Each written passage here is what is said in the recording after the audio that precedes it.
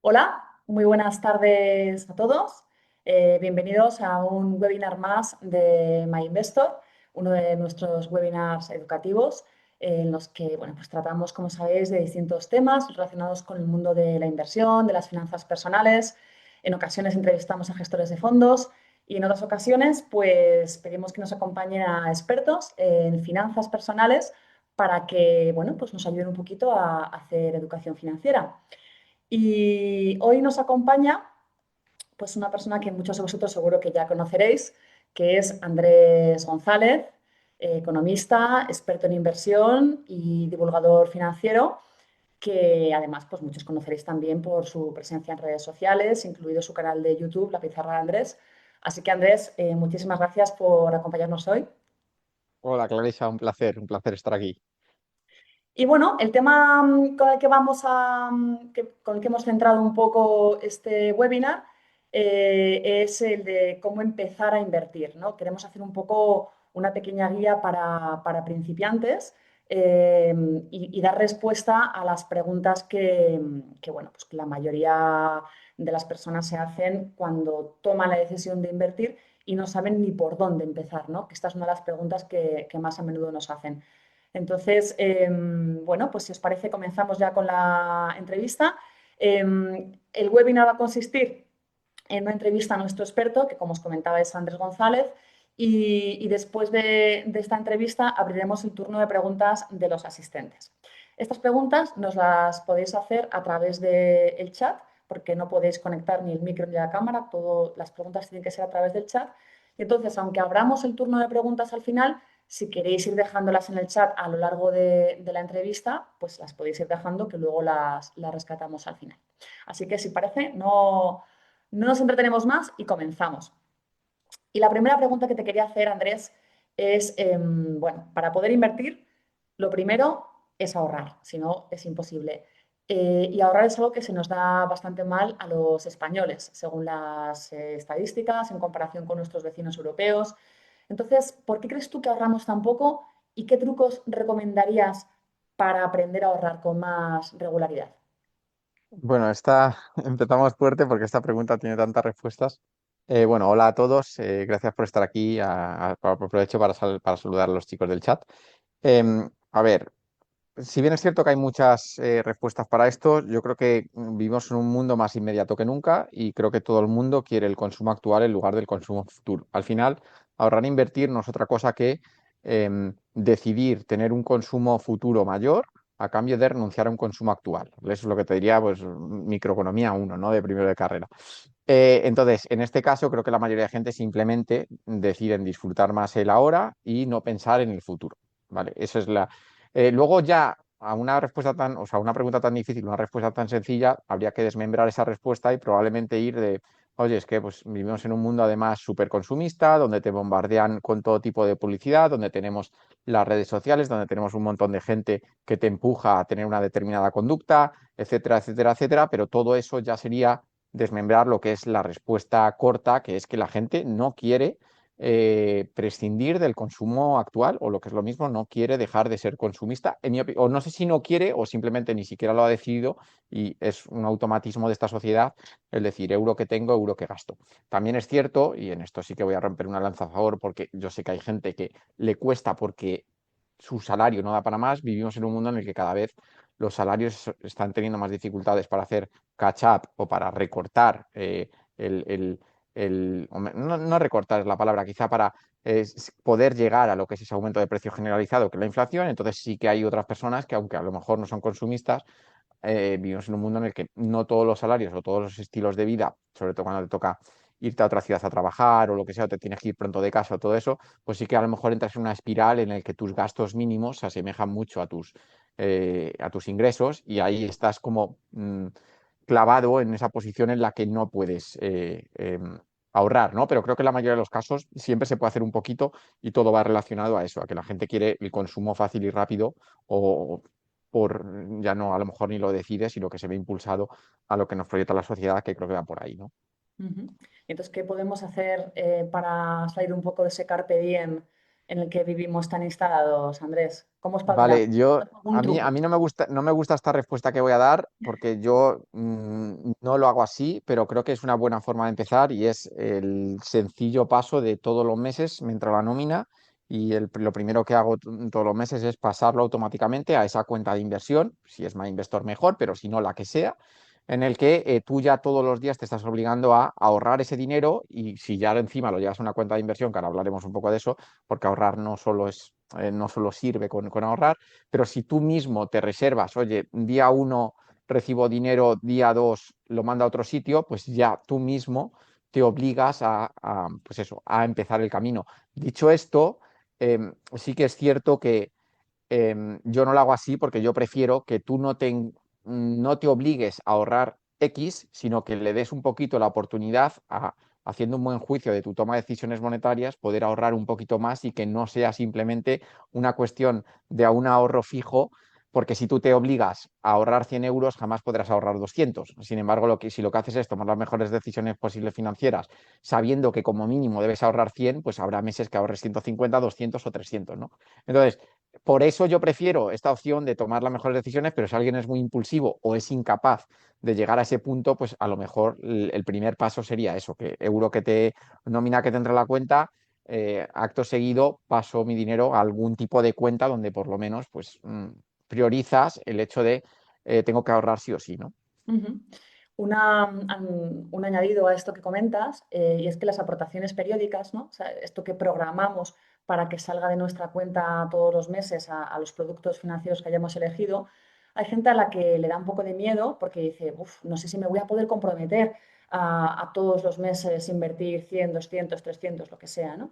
Y en ese sentido, pues aclarar que las aportaciones periódicas se pueden modificar. O sea, que tú puedes en un primer momento hacer un poco un presupuesto mensual de esto es lo que me puedo permitir ahorrar hoy por hoy, de modo que voy a programar esas aportaciones periódicas a mi cartera, a RoboAdvisor, a mis fondos favoritos o a lo que sea. Y si luego, por lo que sea, tienes que cambiarlo, quitarlo, ampliarlo, pues lo puedes hacer, ¿no? O sea, es un compromiso que tú asumes, pero que no está escrito en piedra. O sea, que Sí, en ese correcto. sentido, Yo siempre digo que esto no es un contrato que tú firmas que o lo cumples o te penalizan o lo que sea, no, esto es algo que tú a priori deberías tomártelo de forma tan seria como para comprometerte a hacerlo, a poder ser siempre, pero que si en algún punto por lo que sea no puedes, no pasa absolutamente nada y ya no solo modificar, que si fallas una orden, pues y tenías algo automatizado, pues simplemente esa orden no se ejecutará y ya está, y no pasa nada, ya se ejecutará el mes que viene si consigues ahorrar el mes que viene. Es decir, que no hay ninguna penalización, pero creo que eso ya va un poco más en el paso de, oye, voy a empezar a invertir, qué formas hay de tal, no sé qué, y yo quería hacer un poco más hincapié solo en, de momento, oye, confórmate o empieza por de verdad asumir que hay una parte de tu ingreso, de tu consumo actual al que deberías renunciar para tener un consumo futuro superior o que por lo menos pues, el día de mañana te pueda ayudar en lo que sea que deseas, ¿no? Conseguir a largo plazo. ujú. Bueno, pues ahora imaginémonos que efectivamente hemos sido capaces de ahorrar, ¿no? Y que hemos sido capaces de solidarizarnos con nuestro yo del futuro y ser capaces de prescindir de un poquito de ese consumo actual en aras de que en el futuro pues, podamos consumir. ¿Cómo hacemos para invertir? Andrés, ¿cuáles son los primeros pasos que se le pueden, aunque sea así muy grosso modo, que se le pueden aconsejar a alguien que quiera invertir y que no tenga ni idea de por dónde empezar? A ver, yo siempre he estado diciendo, yo que vengo un poco más del camino de la inversión cuando había muchas menos posibilidades, a día de hoy siempre digo que como que no hay excusa porque hay demasiadas facilidades para empezar a invertir, ¿vale? Y una de ellas, como expliqué anteriormente, es, oye, pues vale, ya sea de forma manual, que es como me gusta hacerlo a mí, de me voy a proponer ahorrar lo máximo posible y todos los meses lo que ahorro lo envío a una cuenta de inversión. em, o bien de la forma automática, de primero de mes me llega la nómina y yo ya estoy enviando algo a una cuenta de inversión, de la forma que sea, si utilizas, por ejemplo, MyInvestor, tú puedes directamente traspasar ese dinero, ya sea automático o manual, insisto, como cada uno quiera, a un banco donde puedas invertir, e insisto, vamos a usar el ejemplo de MyInvestor, pero es que encima hay un montón de opciones, ¿no? Y lo importante es que la gente invierta, a poder ser en un sitio donde las comisiones vayan de la mano y todo eso, y sea un buen sitio para invertir, como puede ser MyInvestor, pero si es otra, pues otra. Entonces, una vez estás pasando el dinero a este banco de inversión, lo único que tienes que decidir es, oye, ¿dónde quiero invertir? Y a poder ser, en cuanto lo descubres, que hoy lo vamos a descubrir probablemente en esta charla, pues de una forma sencilla lo automatizas y te olvidas. ¿Por qué? Porque si yo aquí siempre diferencio un poco dos cosas. Por un lado está la gente que quiere invertir y aprender en el proceso y la gente que quiere invertir sin aprender. Que hoy en día, insisto, todo esto se puede hacer. Hace 10 años, da gracias si podías invertir, ya no te digo invertir y aprender, ¿no? Entonces, a día de hoy creo que tienes una oferta de fondos o de ETFs o de activos financieros que son sencillos de aprender, sencillos de comprar y sencillos de automatizar, en el que pues simplemente tienes que hacer dos cosas: traspasar dinero de tu cuenta a tu banco de inversión, ya sea MyInvestor o el que sea, y en MyInvestor, en este caso, automatizar la compra a el fondo X en función de lo que deseas, que es un poco lo que creo que vamos a hablar en esta charla. En realidad son solamente dos pasos y una vez has hecho eso, lo automatizas y para el que no quiera saber mucho más allá de eso, ya tiene una forma a largo plazo de inversión en el que básicamente lo único que está haciendo es ahorrar y dejar que ese dinero fluctúe con los activos que ha decidido. En el caso de que decidas aprender, pues evidentemente esto es mucho más complejo si se quiere complicar y hay un abanico infinito de posibilidades en el que si poco a poco vas teniendo el conocimiento, pues puedes acabar con una cartera mucho más diversificada, con muchos más tipos de productos y por supuesto sabes lo que estás haciendo. Pero de lo básico a lo más complicado no hay excusas, que es un poco lo que decía ya, que hoy en día está al alcance de todos, ¿no? Ujú.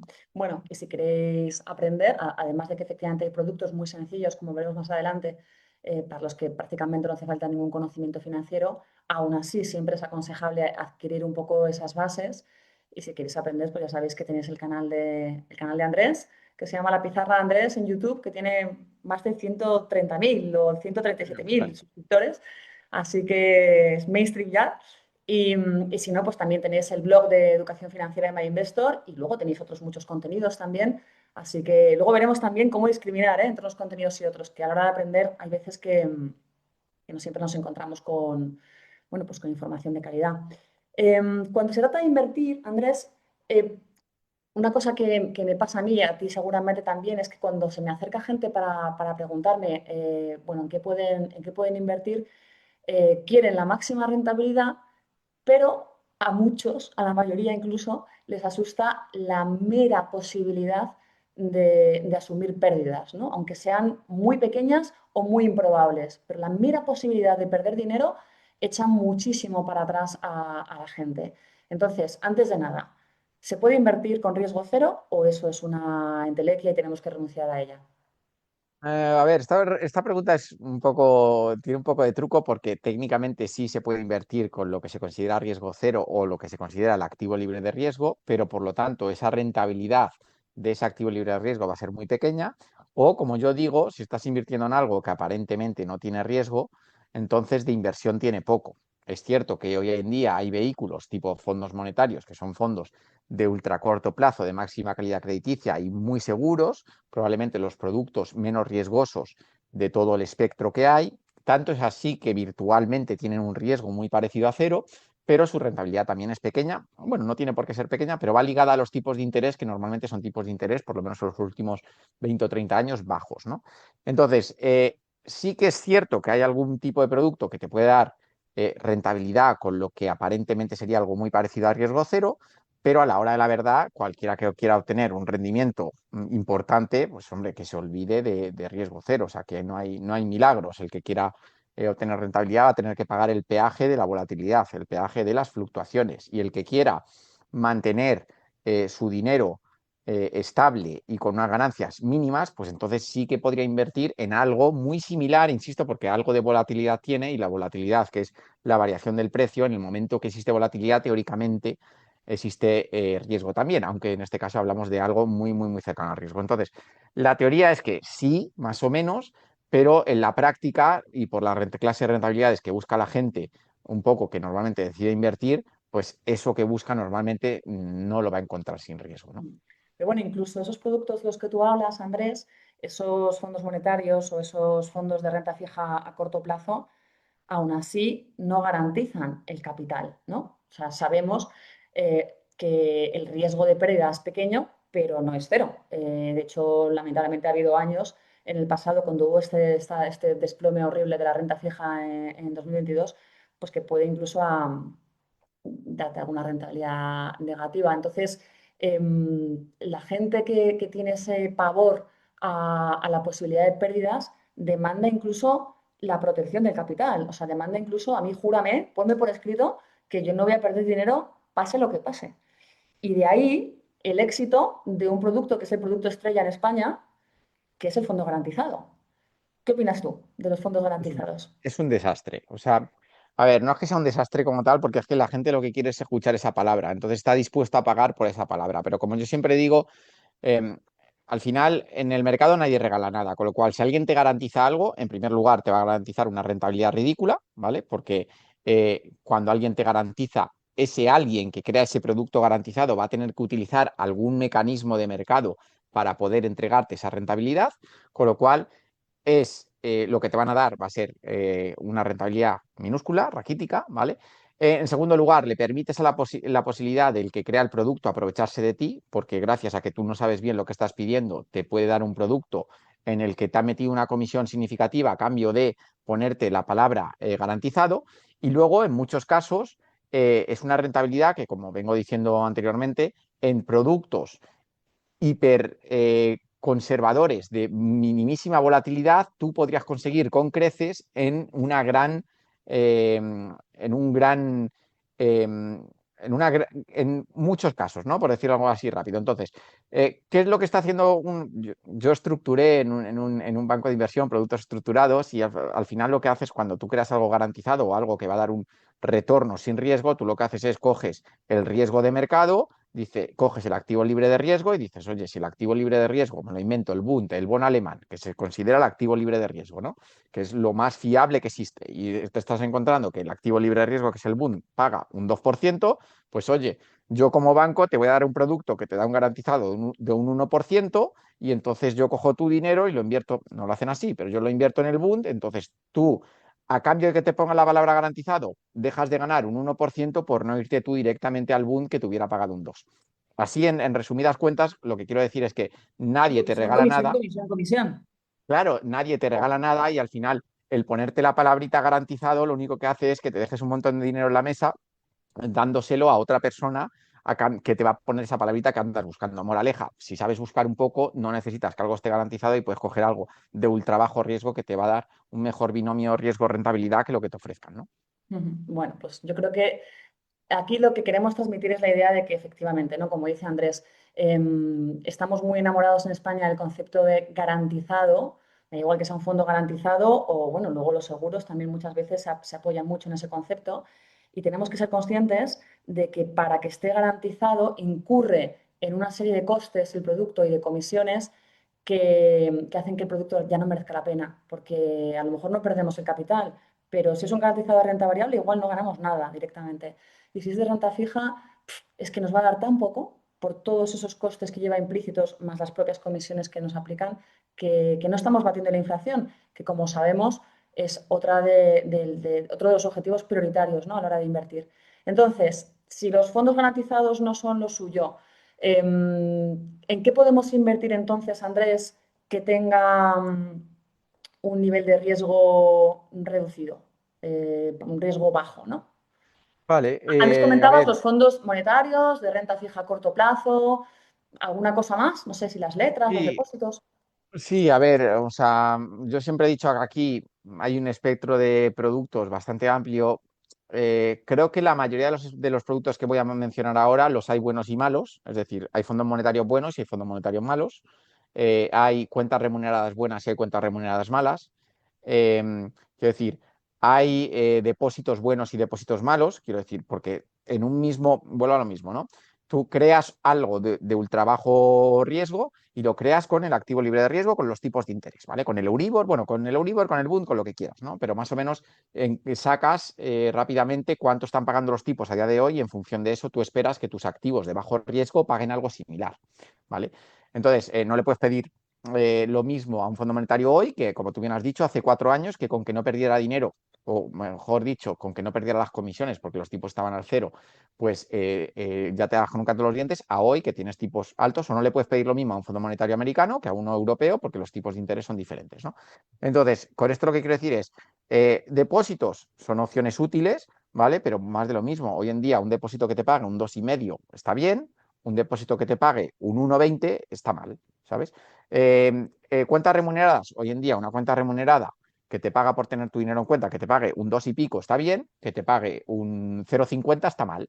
Entonces, productos hay muchos. Luego están la vieja confiable, las letras del tesoro, más de lo mismo. Te estás yendo a algo hiper seguro y por ser tan seguro y que tiene tanta demanda por lo que es probablemente no iba a decir el cliente español, pero en Europa en general, las letras del tesoro a día de hoy de corto plazo están pagando poco y pues más de lo mismo, tú puedes irte a algo hiperseguro y también obtener una baja rentabilidad. Entonces, para mí, al tener todo esto en cuenta, que serían letras del tesoro, serían depósitos, serían cuentas remuneradas y serían fondos monetarios, yo me quedo con los fondos monetarios por la flexibilidad y porque en ningún caso es una promoción de nada, nadie te toma el pelo, no te tienes que fijar en si en si te están pagando mucho o poco, porque si el fondo que has elegido es bueno, ya te está pagando lo máximo posible. Y como herramienta, insisto, de tener algo de dinero no me parece mal, pero más de lo mismo, ninguna de estas opciones es ideal para tú enriquecerte a largo plazo. En el mejor de los casos serán opciones para combatir la inflación y nada más, ¿no? Bueno, para un colchón de liquidez, por ejemplo, el típico colchón ante imprevistos que todos tenemos que tener antes de empezar a invertir. Pero bueno, vayamos entonces ya a inversiones un poquito más cañeras, ¿no? Ya con vocación de verdaderamente sacarle algo de rentabilidad a nuestro dinero. Y yo creo que la inversión estrella en España es el inmobiliario, ¿no? La compra de inmuebles. Entonces, ¿cuál es tu visión sobre este activo, Andrés? Porque yo creo que los españoles tenemos un poco esa percepción de que invertir en inmuebles es algo como de bajo riesgo, ¿no? Porque pues, siempre sube, que además te proporciona rentas periódicas, ¿no? A través del alquiler y la gente pues lo percibe como más algo tangible, ¿no? Una casa la compras, la tienes, está tu nombre y entonces se sienten muy cómodos invirtiendo en inmuebles e incluso lo percibe, insisto, como algo de bajo riesgo. ¿Tú compartes esa visión? ¿Crees que es más eficiente comprar un piso que invertir en fondos de inversión o en productos financieros? Ver, a mí la compra de inmuebles para tener rentabilidad me gusta solo bajo ciertas premisas y conlleva un riesgo añadido, es que los inmuebles se deben comprar con apalancamiento, esto ya desde mi punto de vista, ¿eh? Y si quieres hacer de los inmuebles una inversión que de verdad rivalice con los fondos o con los fondos riesgosos, por decirlo de alguna forma, entonces ya te tienes que meter en inmuebles apalancados, que consiste en pedir deuda para comprar una casa con un dinero que no tienes y a ese dinero que te han prestado a un bajo tipo de interés sacar una rentabilidad mayor. En ese caso, creo que los inmuebles son una opción más de tener patrimonio. No voy a ser yo sospechoso de cancelar algo que funciona, porque las cosas son así. Sin embargo, pues todo esto viene pues con otro tipo de complicaciones, como son, por ejemplo, la liquidez, es decir, no puedes disponer el dinero cuando compras un inmueble porque tendrías que venderlo y eso es un drama y además un palo y demás. También viene con otras contraindicaciones como es el desgaste, es decir, tú tienes que hacerte cargo de cobrar esas rentas, de que el inmueble te pague, de que no haya derramas, de un montón de cosas. Y al final, cuando haces un balance de todo, pues los inmuebles son para algunos, pero creo que en este caso mucho sabes de las bondades o de la forma que hay de obtener rentabilidad o crear patrimonio a través de los inmuebles y creo que se desconoce en España mucho más las opciones de tener rentabilidades con los fondos. Yo no soy, esto es como elegir entre qué prefiere mamá o papá, pues oye, pues creo que las dos opciones son válidas de crear patrimonio, porque es así. Creo que los inmuebles bien utilizados es una herramienta totalmente válida, sobre todo si tienes una buena nómina, si entiendes sobre apalancamiento, si los tipos de interés están bajos, si te puedes apalancar, todo este tipo de cosas.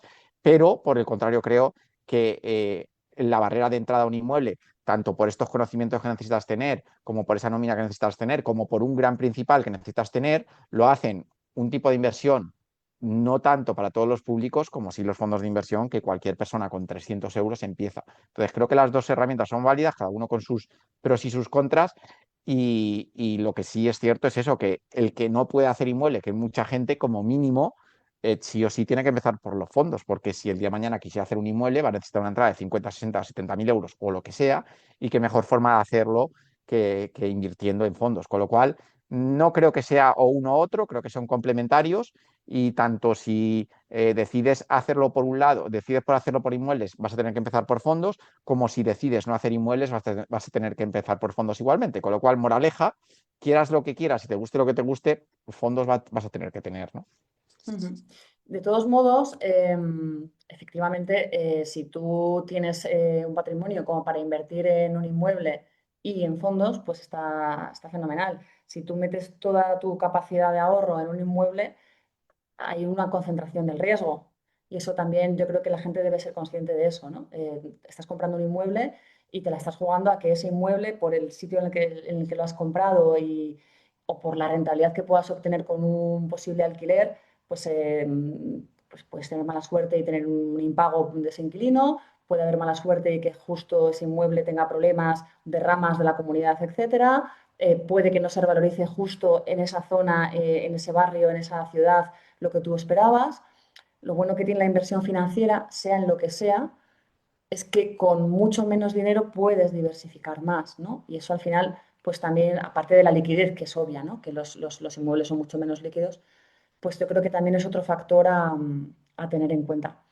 Em, bueno, entonces, ya vimos un poco cuáles son los pros y cuáles son los contras del tema inmobiliario. Y ahora nos vamos ya por fin a los productos financieros, ¿no? Y dentro del mundo de la inversión, el producto número uno, el rey, es el fondo de inversión, ¿no? Entonces, una pregunta que además nos están haciendo ya en el chat. ¿En qué hay que fijarse, Andrés, a la hora de seleccionar un fondo de inversión? Uf, aquí hay tantas respuestas. Breve, A así, ver, pinceladas, cuatro o cinco a ver, pinceladas. lo primero, o sea, lo más importante es saber qué quieres comprar, ¿vale? Porque fondos hay de todo tipo. Ya hemos dicho que hay fondos monetarios que son de ultra bajo riesgo y con un riesgo virtual, bueno, con una estabilidad de los retornos bastante, vamos, que tú mismo puedes casi predecir en función de si sabes seguir los mercados.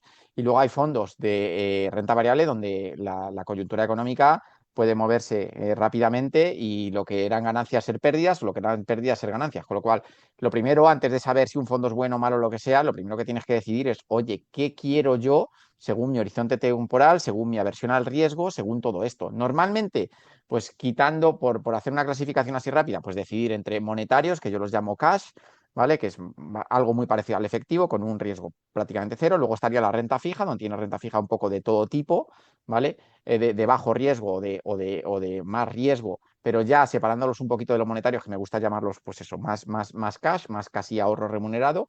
Y luego nos quedaría la renta variable y por último, una mezcla de ambos, que serían los mixtos, que tienen renta fija y renta variable, o los alternativos, que esto ya es algo más complejo. Pero más o menos tipos de fondos tendríamos eso. Entonces, lo primero es decir, oye, ¿qué quiero comprar y por qué? Y para eso tienes que saber los tipos de activos que hay y qué puedes obtener de cada uno. Una vez sabes eso, es en cuando ya te empiezas a mirar el binomio riesgo-rentabilidad, que la rentabilidad es bien sencilla verla porque te coges una ficha y ves si su gráfico sube o baja y sobre todo si vienen dos líneas, lo comparan con otra línea que suelen llamarlo benchmark o índice de referencia. Entonces, de primeras, con la rentabilidad y sin saber mucho, si ves que la línea sube y que encima lo hace por encima del índice de referencia, pues vas a pensar, oye, este es un buen fondo.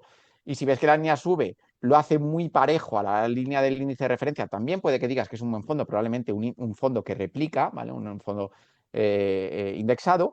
Y si en el caso de que veas que la línea lo hace mucho peor que el índice, pues ya a lo mejor te empiezas a hacer otras preguntas y luego ya te irías a mucho más allá, a cosas ya un poquito más complejas, como por ejemplo la volatilidad, para ver si es que, oye, se pega el benchmark, pero lo hace con mucho más riesgo, en cuyo caso, oye, has mirado el gráfico que sube, pero está subiendo a un ritmo similar al índice con más riesgo, con lo cual a lo mejor ya no me interesa, o el tema de las comisiones, de, oye, este fondo a lo mejor lo está haciendo bastante bien o lo está haciendo aceptablemente bien, pero tiene unas comisiones altas. El día que no sea capaz de mantener está pendiente con las comisiones tan grandes que tiene, igual me siento hasta mal por pagar esto por algo que lo hace muy similar a un fondo más barato, ¿no? Entonces, ahí ya entrarían pues un montón de detalles más, como también desglosar el tipo de activos que tiene en la cartera, pues si son acciones, cuáles son las principales acciones más grandes, si son bonos, en qué países invierte o en qué empresas o lo que sea, y ahí ya pues la respuesta se vuelve infinita, ¿no? Pero lo primero es eso, saber qué es lo que te interesa, qué tipo de activo te interesa y a partir de ahí ir desmembrando un poco el fondo en sacar pues esos pequeños datos que te convenzan de que el fondo que estás comprando pues da la talla, ¿no? Ujú. O sea, desde luego, comprobar si bate al índice y si sus comisiones son ajustadas con respecto al tipo de fondo que no es lo mismo un monetario que un fondo de bolsa y no es lo mismo un indexado que un fondo de gestión activa. O sea, por lo menos que no estén por encima de la media de esa categoría de fondos. Ya con esas dos cosas sería un filtro muy, muy importante, ¿no? O sea, si la gente que invierte en los fondos que le recomiendan en la sucursal de la esquina, pues la sucursal de la esquina y le hiciera esas dos preguntas a su asesor, pues lo mismo le ponía en un aprieto. Y bueno, yendo un poco más a no solamente lo que es la selección de un fondo, sino que es la construcción de una cartera. Andrés, ¿con un solo fondo sería suficiente? ¿O es más eficiente invertir en varios fondos a la hora de construir nuestra cartera de inversión? ¿Qué, A, qué a ver, criterios deberíamos seguir? A ver, por supuesto que por lo general un fondo no es suficiente, ¿vale? Digo por lo general porque a- muchas veces me llega el típico chaval que ahorra 200 euros todos los meses, que quiere ahorrar para una casa en 10 años y que no, tampoco tiene unos conocimientos muy elevados y entonces probablemente, pues, si a mí me pregunta una persona así, yo le digo, elige un fondo indexado de calidad, me da igual si es indexado al mundo entero, si es indexado al S&P 500 o lo que sea, y ve poniendo ahí durante los próximos 5 años y creo que eso pues es aceptable para alguien que empieza de esta forma, sin muchos conocimientos y que de verdad tiene muy claro tanto el horizonte temporal como que quiere de verdad hacer una cartera de la nada con poco dinero. Entonces ahí podría valer. De la misma forma, alguien que tiene 10.000 euros, como hemos dicho anteriormente, y los quiere tener para ese fondo de seguridad, para tal, no quiere fluctuaciones, lo quiere líquido con la disponibilidad casi al momento, como quien dice, pues entonces que elija un fondo monetario tampoco me disgusta en ese aspecto. Pero por lo general, casi cualquier persona que tenga un patrimonio o que esté haciendo una cartera más o menos grande, pues sí que debería dividir su cartera en diferentes fondos de todas estas clases de activos que hemos nombrado anteriormente para que tenga pues una cartera no solo diversificada, sino que además pues, pueda hacer frente a diferentes tanto coyunturas del mercado como temas personales suyos a la hora de necesidad de retirar algún dinero o lo que sea, y que pueda estar más tranquilo que el que simplemente pues oye, ha elegido el Nasdaq o el S&P 500 porque es un fondo son fondos que lo han hecho o son índices que lo han hecho muy bien los últimos 10 años y nos ha terminado de preocupar por pues, temas como tener disponible el dinero, temas como la diversificación, temas como saber cuál sería la máxima caída que podría tener una cartera de ese estilo con un único fondo de renta variable, etcétera, etcétera. Entonces, moraleja, lo normal sería tener mm, una cartera de varios fondos de diferentes tipos de activos, aunque pues en muy contadas ocasiones, pues si alguien está empezando o tiene muy claro qué necesita y por qué, pues o no tiene los conocimientos, pues a lo mejor con un fondo se podría hacer algo, ¿no? Entre comillas, aunque no fuera lo óptimo. Ujú.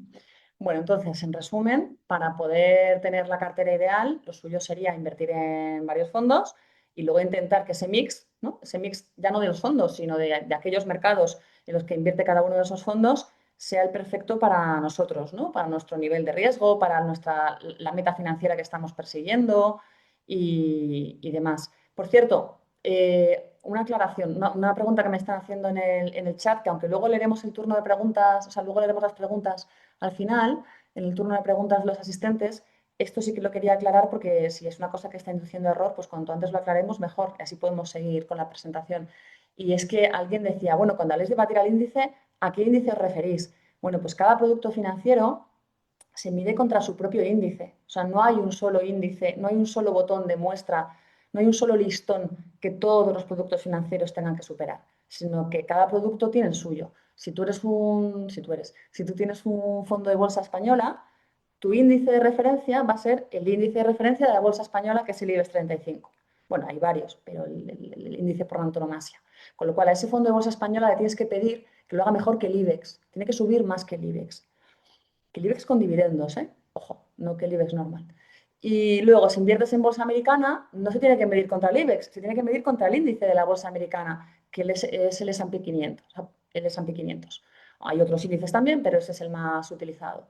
Entonces, cada mercado, esto pasa también con la renta fija, que también tiene sus propios índices. Cada mercado, geográficamente hablando, cada tipo de activo tiene índices. Y entonces, de hecho, el propio folleto del fondo indica cuál es su índice de referencia, a qué índice espera, o sea, qué índice espera batir, ¿no? De modo bueno, pues dado que ese es su objetivo, la cosa es que lo cumpla. Entonces nos podemos meter en ese folleto de ese fondo, ver cuál es su índice de referencia y comprobar si efectivamente lo ha batido o no lo ha batido. Entonces, volviendo otra vez al tema de las carteras, comentábamos que no solo se trata de escoger fondos buenos, ¿no? Entendiendo como buenos aquellos que son más rentables que ese índice o con las comisiones ajustadas a lo que deben estar, sino que además hay que escoger una selección de fondos, ¿no? 6, 8, 10 fondos, los que sean, pero que nos den un poco esa diversificación del riesgo y que al mismo tiempo se ajusten a nuestro perfil de riesgo, nuestras necesidades, esas necesidades de liquidez también de las que hablaba Andrés, etcétera. Entonces, crear esta mezcla, ¿no? Este mix de fondos, pues no siempre es fácil, ¿no? Entonces, una alternativa para aquellos inversores que no tienen mucha cultura financiera o no tienen tiempo directamente, ¿no? Para andar pensando en cuál es la selección de fondos perfecta, es recurrir a un servicio de carteras gestionadas, ¿no? Es decir, a un servicio robo-advisor. Y mi pregunta es, Andrés, a ver si nos puedes hacer un poquito de profe aquí. ¿Qué es un robo-advisor? De modo que todos lo entiendan. Bueno, y para qué tipo de inversor están recomendados. Bueno, un RoboAdvisor, como su nombre indica, al final es un robot al que tú le das unos inputs, en este caso suelen ser inputs de tu aversión al riesgo o tus objetivos de rentabilidad, y en función a un test que se te hace, en el que tú respondes pues, a toda esta idoneidad para según qué inversiones, el RoboAdvisor decide qué tipo de cartera es la idónea para ti, ¿vale? Entonces, al final no es otra cosa que una cartera personalizada de fondos que se adaptan a las circunstancias de cada persona. Dentro de esa cartera automatizada, y en función, por supuesto, de las necesidades del cliente que ha ido rellenando en el test previo, lo que se hace o lo que se intenta hacer es ponerte una serie de fondos competitivos en función de qué activos para cumplir o para adecuarse lo máximo posible a todo esto que tú has rellenado previamente.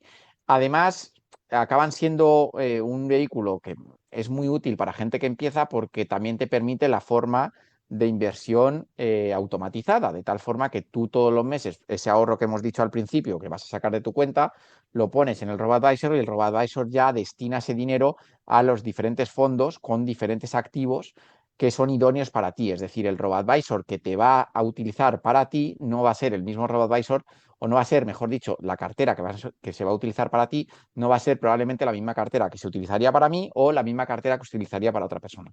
En función de la necesidad de cada cliente, los activos varían y por lo tanto los riesgos también, y así se consigue que sin tú tener los conocimientos para poder elegir todo ese espectro de fondos que es relativamente complejo de hacer, pues un robot, siempre y cuando, insisto, sea honesto y te dé fondos de calidad, como puede ser, por ejemplo, el RoboAdvisor de MyInvestor, pues te pueda dar esa cartera ya hecha, lista para que inviertas. Yo, a modo ya de crítica, pues como todo, se le pueden sacar algunas cosillas pues que podrían ser mejorables o que en mi opinión pueden ser mejorables, pero creo que como vehículo para empezar, te diría que es un 8 de 10 o un 9 de 10, solo superable por una persona que quizá tenga los conocimientos y pueda conocer todo el espectro de fondos y decir, oye, voy a hacer mi cartera a largo plazo con estos fondos. Para todo el que no es capaz de llegar ahí, es una opción muy útil. Ujú. Bueno, pues continuamos. Entonces, ya tenemos más o menos visto el producto fondo, el producto RoboAdvisor, y quería retomar un poco una cuestión que habías comentado al principio de la presentación, que es esto de las aportaciones periódicas y demás, ¿no? Porque una pregunta que nos hacen mucho, y yo creo que aparece ya mencionada en el chat de las preguntas que nos están dejando, es a la hora de invertir el dinero, si es mejor dosificarlo, ¿no? Que se puede hacer a través de estas aportaciones periódicas, o no, o invertirlo del tirón según lo tengas disponible, ¿no? Porque sobre todo las personas que van a invertir por primera vez se pueden encontrar con que tienen una cantidad inicial, que es lo que han ahorrado hasta el momento en el que han decidido invertir, y entonces se preguntan qué hacer con ese dinero. Luego ya pues pueden programar aportaciones periódicas a futuro una vez hayan invertido ese dinero. pero ese dinero inicial, pues no saben si invertirlo del tirón, todo entero, en la cartera RoboAdvisor que sea, o en el fondo de su elección, o en la cartera de fondos que hayan elegido, o si es más eficiente dosificarlo, ¿no? Entonces, ¿tú qué opinas respecto a este tema, Andrés? Bueno, primero voy a decir un poco lo que sería la respuesta matemática histórica y luego lo que es mi opinión. Si nos basamos con datos en la mano y teniendo en cuenta que los mercados en promedio suben más que bajan, meterlo de golpe a priori da mejores resultados que meterlo poco a poco, ¿vale? Esto es matizable, por supuesto, porque eso no, esta respuesta que yo he dado es en promedio, es basándome en el histórico y aceptando que en promedio los mercados suben más que bajan. Entonces, en ese caso, teóricamente, cuanto antes metas el dinero en el mercado, antes obtendrás mayores beneficios. Esto suena genial y estoy muy de acuerdo, sobre todo cuando los mercados han corregido significativamente o crees que, crees que están en un punto baratos, ¿vale? Sin embargo, independientemente de si estén caros o baratos, creo que para la persona que está empezando es mejor hacerlo poco a poco. ¿Y por qué es esto? Porque tú no estás acostumbrado a la volatilidad del mercado, tú no tienes prisa en un camino que es muy a largo plazo, sí o sí, tarde o temprano, vas a acabar automatizando tus inversiones, con lo cual es algo que puedes también aprovechar y hacerlo con tu principal, pero no hay una respuesta en el que digas todo el mundo debería hacerlo así. Si nos basamos un poco en la matemática pura y alguien se quiere poner una venda en los ojos y meterlo todo de golpe y el mercado acaba subiendo desde ese inicio, pues te va a ir mejor, pero si el mercado corrige, el que fue metiendo poco a poco pudo comprar a mejores precios medios, haber tenido una cartera al final comprada a mejor precio y con menos caída. La moraleja es que si estás empezando, yo prefiero que lo haga poco a poco y además esto va unido a que las aportaciones mensuales, y aprovecho para decirlo, no es que se hagan mensuales, quiero decir, muy poca gente se plantea el todo de golpe o poco a poco porque la mayoría de gente ahorra mensualmente con su nómina mensual y por tanto la aportación debe ser mensual, pero no es que deba ser mensual porque lo dice Andrés o porque lo dice un libro, no. Sin embargo, lo que es la aportación inicial, si alguien tiene bastante dinero de golpe y alguien decidiera ponerlo todo de golpe en el mercado, muy probablemente a 10 años le iría bien seguro, muy probablemente, ¿no? Sobre todo si ha invertido en fondos de calidad, ¿no? Entonces, la moraleja es que cada uno haga lo que quiera, no hay una respuesta clara y si fuéramos videntes diríamos, si crees que el mercado va a seguir subiendo sin interrupción, entonces deberías meterlo todo de golpe. Si crees que el mercado va a dar oportunidades en el corto o medio plazo para comprar a mejores precios, entonces deberías meterlo poco a poco. Pero al final es una decisión de cada uno y simplemente pues que entienda que las dos posibilidades son válidas dependiendo de lo que él decida, ¿no? Ujú. Es que en este punto, Andrés, yo creo que los inversores tienen que tener en cuenta algo que se sale un poco de todo lo que estamos hablando hoy. Hoy estamos dando como consejos de educación financiera como muy de eficiencia y de ser objetivos y de ser óptimos, ¿no? En la gestión de nuestro dinero. Y creo que también tenemos que tener en cuenta nuestra propia psicología como inversores, que a veces nos pueden llevar a tomar decisiones que no son tan eficientes, que no son tan óptimas, pero son las mejores si se adecúan a nuestra forma de ser. Entonces, a lo mejor es verdad que en el largo plazo, a 20 años, si vas a invertir en bolsa, por ejemplo, pues lo mejor es coger todo tu dinero, el dinero que quieras invertir y meterlo ya y no tener que estar dosificando porque en todo caso la tendencia de fondo es alcista, ¿no? Pero si meter ese dinero inicial nos va a crear ansiedad y dentro de un mes ha corregido un poquito y ya nos hemos angustiado, porque claro, no es lo mismo meter 500 y que haya corregido un poquito que meter 10.000 y que haya corregido ese mismo poquito porcentual, pero que en la cantidad final es mayor. Y entonces ya tomamos una decisión que no deberíamos, que es la de reembolsar por miedo.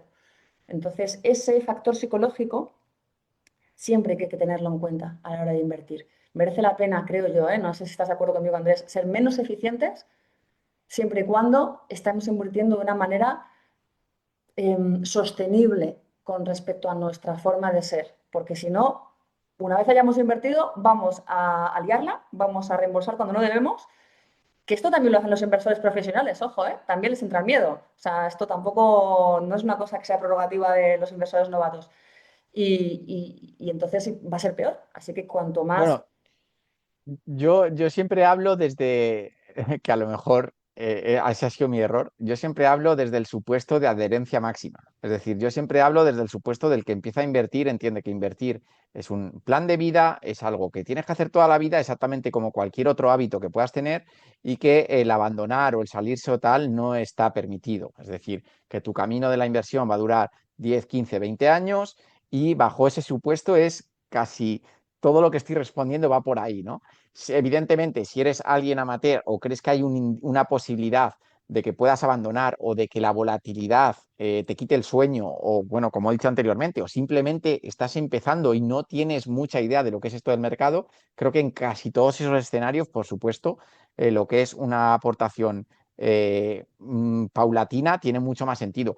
Incluso en inversores más avanzados, yo sigo pensando que, sobre todo en entornos de mercado donde tú creas que el mercado está caro o está muy cerca o está en los máximos o está con una aceleración o una pendiente demasiado alta, pues oye, igual que digo que vas a estar muchísimos años en esto, no hay ningún problema por buscar mejores momentos para meter más dinero de golpe si crees que el mercado está dando oportunidades. Si no, no suele haber prisa o no hay que tener esa prisa o esa necesidad de no he invertido nunca, voy a coger mi dinero, lo voy a meter todo de golpe aquí, sobre todo si no estás seguro, ¿no? Entonces, estoy totalmente de acuerdo en que la mayoría de personas, el meterlo poco a poco, creo que poniendo en un contexto absolutamente todo, poniendo en la caja absolutamente todos los escenarios, creo que en promedio acaba siendo más útil, aunque la matemática sí diga que poner el dinero de golpe y olvidarse suele ser o puede ser más ventajoso, ¿no? Entonces, aquí muchas cosas matizables, pero sí, sobre todo gente más amateur o gente que esté empezando o gente que pueda tener ese miedo a la volatilidad o la mínima posibilidad de abandonar el día de mañana, para toda esa gente sí que creo que es mejor meterlo poco a poco, sí. Ujú. Bueno, y ahora cambiando de tercio, te hago una pregunta, Andrés, que tengo muchas ganas de conocer tu opinión sobre esto. ¿Qué piensas de las criptos? ¿Y para qué perfil de inversor crees que pueden estar indicadas? Bueno, a ver, es que esto da para mucho. A ver, el problema de las criptos es que además se suele englobar las criptos como de todo, ¿no? Y creo que hay que diferenciar muy claro Bitcoin, que por lo que sea, insisto, yo no soy inversor de Bitcoin, por lo que sea, no vamos a entrar aquí en la explicación del valor que puede dar, pero por lo que sea, hay una gran cantidad de personas en el mundo que le han dado la confianza y cada día más lo están respaldando. Entonces, si un montón de personas en el mundo deciden darle valor a un activo, es cuando el activo se empieza a volver una realidad.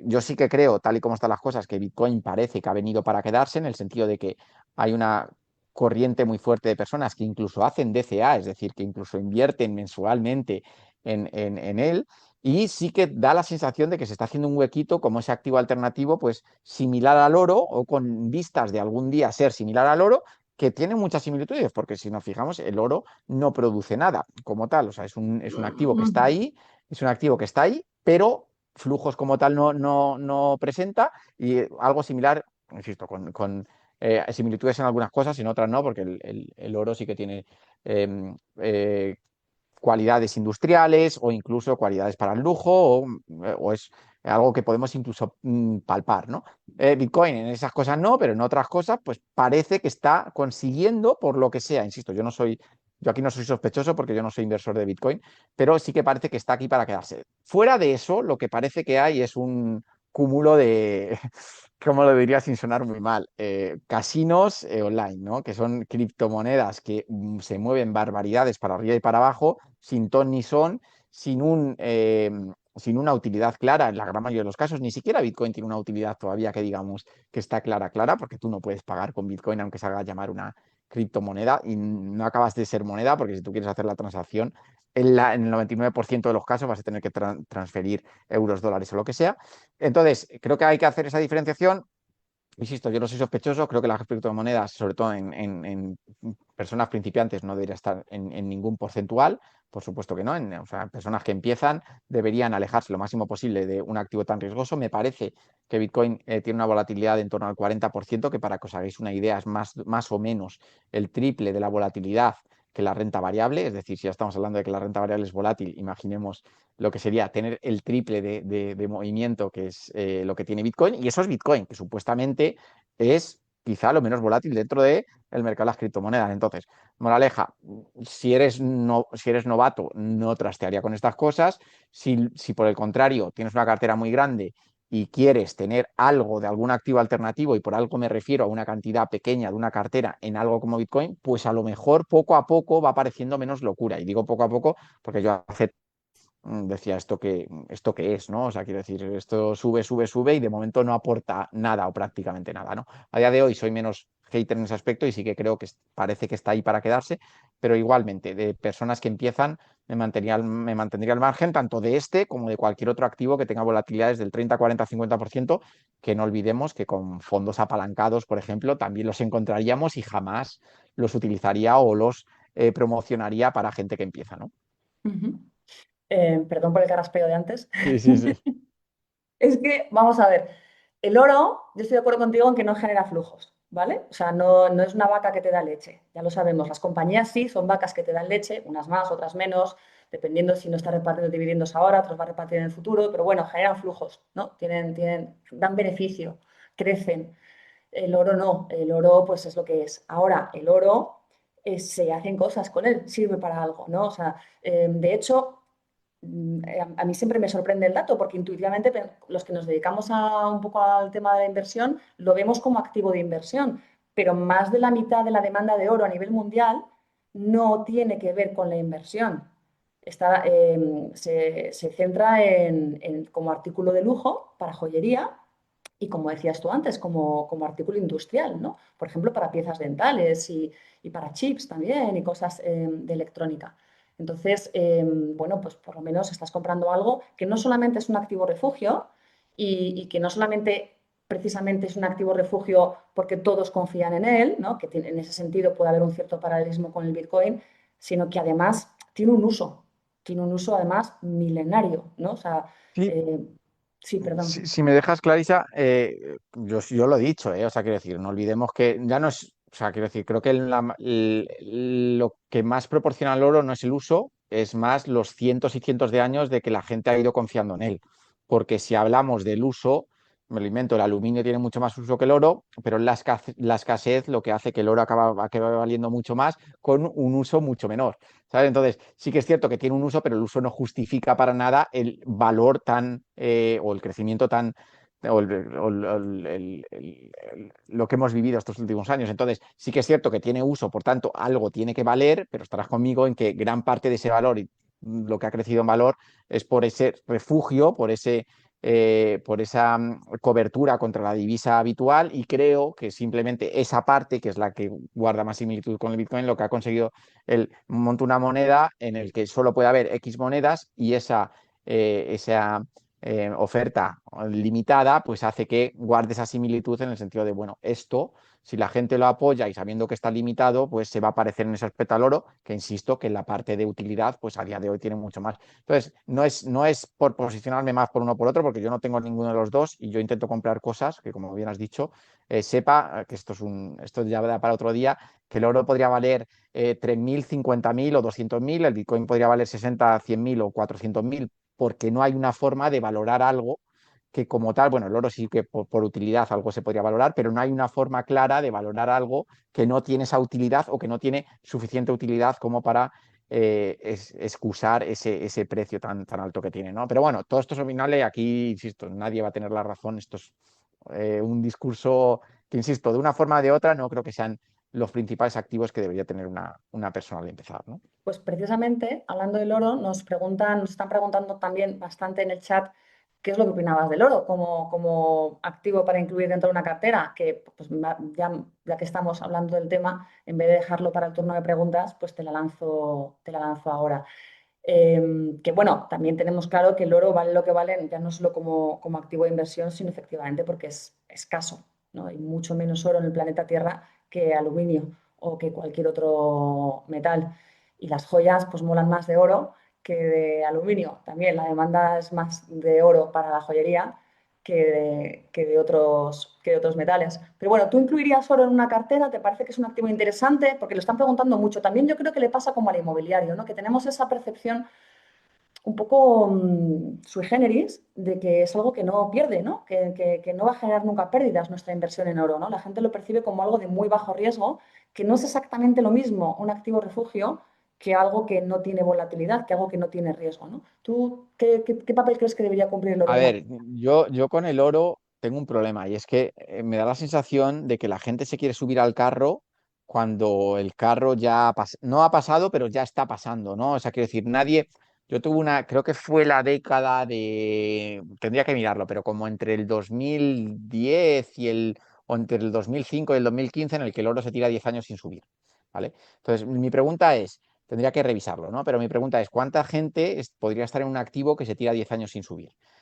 ¿Qué es lo que vemos a día de hoy? Que cuando algo sube mucho, como es el oro, pues todo el mundo pregunta por el oro, todo el mundo quiere subirse al oro. Normalmente, que esto también pasa mucho en las acciones, esto es lo que siempre decimos, ir detrás del precio. Yo no sé si el oro va a seguir subiendo, lo que sí que me da la sensación es que la gente se quiere subir ya a un carro que, no digo que ya haya pasado, pero que gran parte de esa subida la acabamos de ver en delante de nuestras narices y es ahora cuando ha despertado el interés en la mayoría de las personas. Yo a todas esas personas que quieren tener oro, lo primero que cogería es dos cosas. Yo tengo un vídeo en el canal en que comparo el oro contra el mercado americano, ¿vale? Y la paliza del mercado americano es sideral, con lo cual si tú lo que quieres es invertir en algo para obtener rendimiento, la renta variable es mucho, históricamente es mucho más rentable que el oro, ¿no? Y con una volatilidad encima similar. Si además quieres invertir en oro, lo mínimo es que te mires un gráfico del oro y veas que tiene periodos de 10 años en los que no ha subido. Tú podrías estar en algo invertido 10 años que no sube.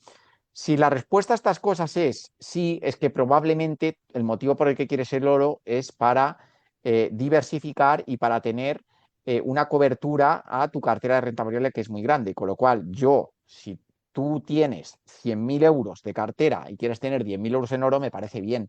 Sobre todo si esa cartera de 100.000 euros tiene mucha renta variable. Ahora bien, una persona que está empezando y que prefiere priorizar el oro a la renta variable es como tú qué quieres defender o qué quieres descorrelacionar si no tienes nada que descorrelacionar o nada que defender.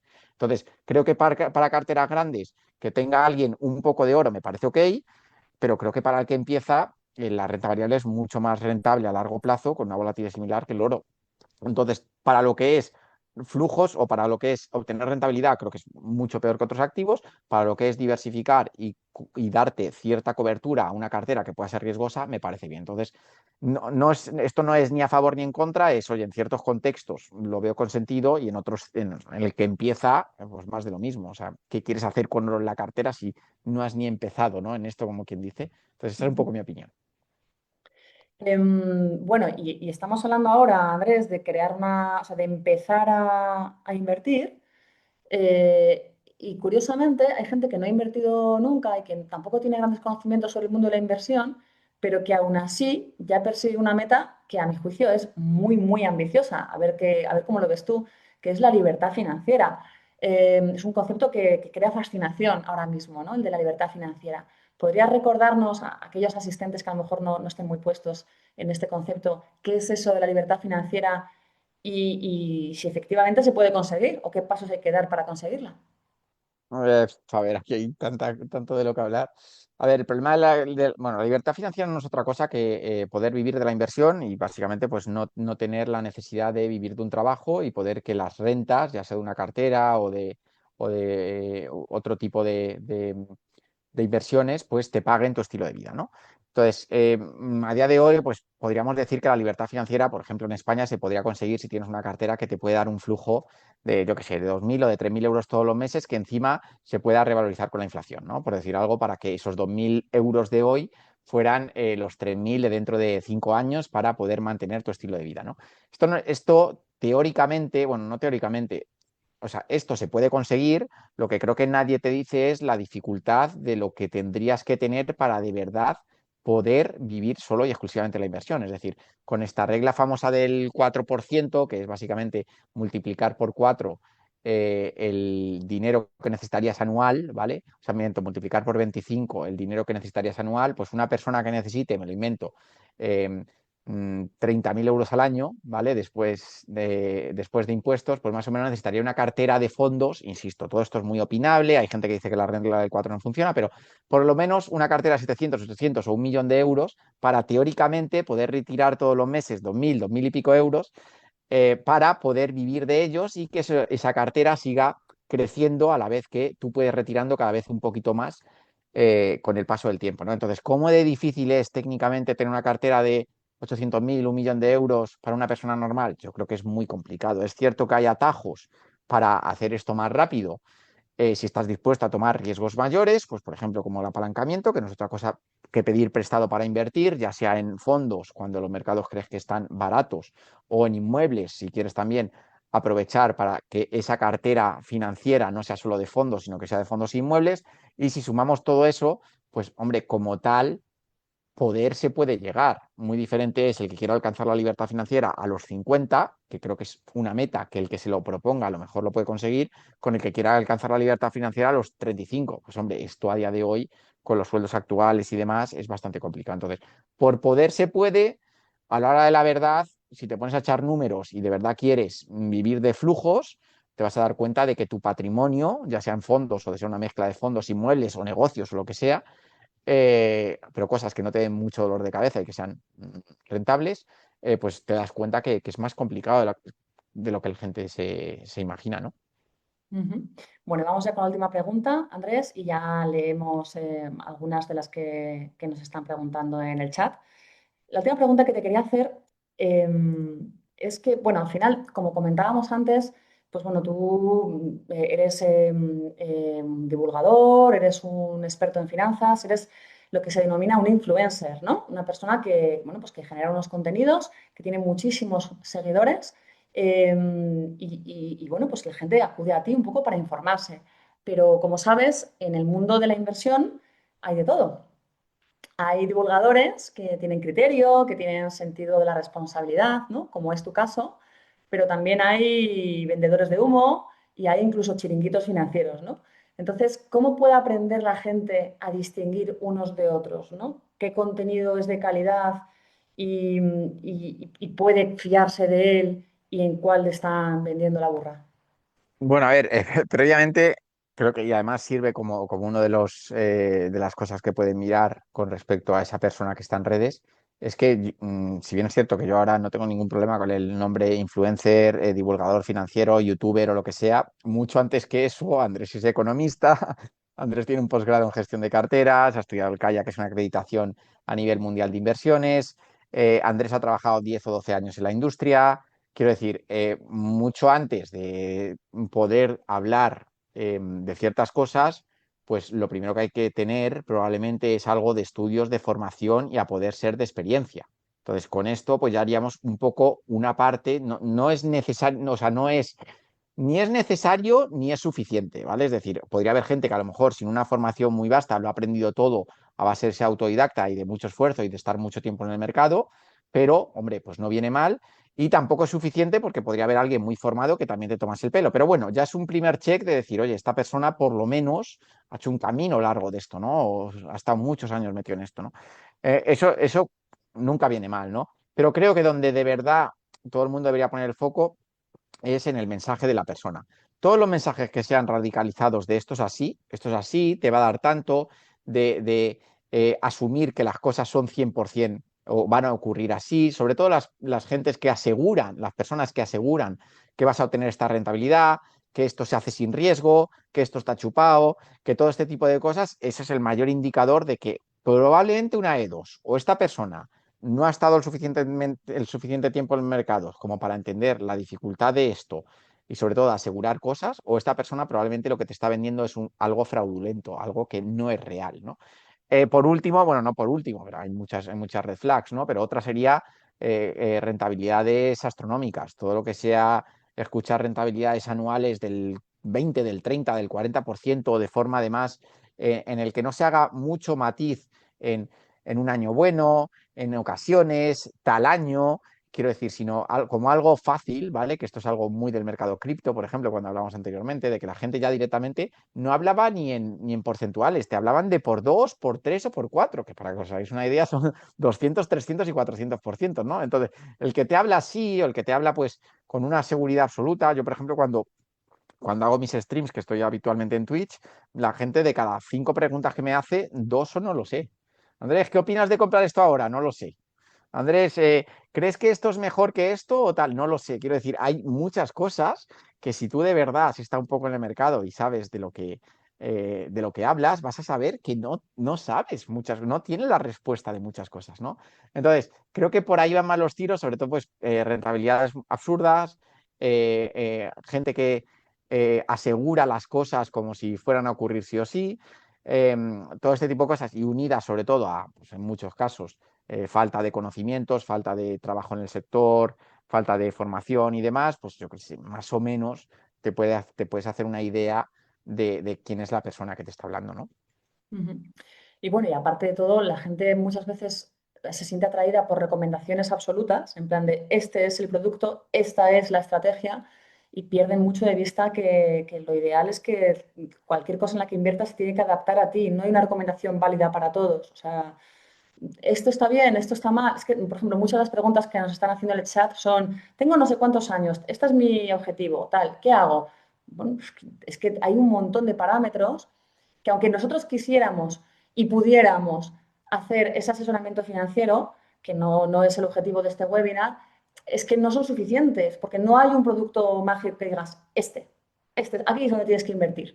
Es que depende de cada uno, ¿no? Cada uno tenemos nuestra propia cartera ideal. Es más, lo suyo es que tengamos una cartera o una estrategia para cada uno de nuestros objetivos financieros, que cada uno de ellos además se va a producir en un plazo distinto.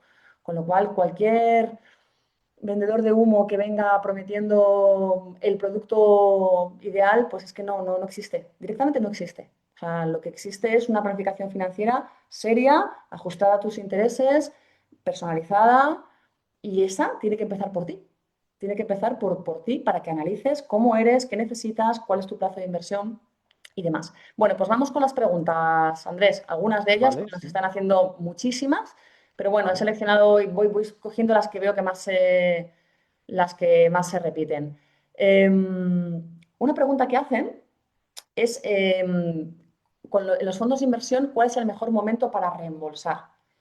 Eso lo preguntan bastante, ¿no? Cuando estamos invirtiendo en estos productos que estamos diciendo, en un robo-advisor, en un fondo, ¿cuál es el mejor momento para solicitar el reembolso? ¿Tú crees que hay alguna Vale. estrategia aquí o...?